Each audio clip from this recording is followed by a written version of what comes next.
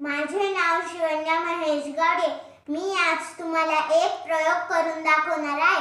प्रयोगाचे नाव: ज्या भांड्यात तुम्ही पाणी ओताल त्या भांड्याचा आकार पाणी घेते.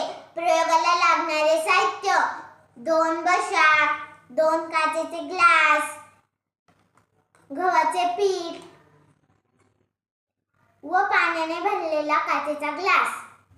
आता मी एका बशीमध्ये पीठ टाकत आहे.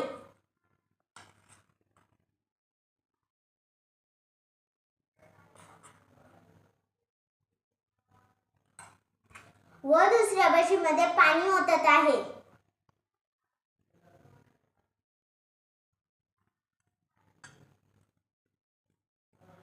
तसेच मी आता या काचेच्या ग्लासमध्ये पीठ टाकत आहे.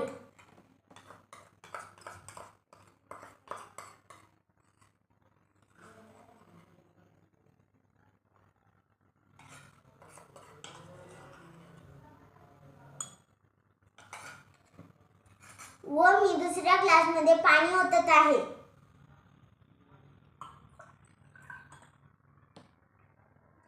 यावरून मला असे समजले की बशीच्या व पेल्याच्या तळाशी पिठाचा ढीग तयार होतो.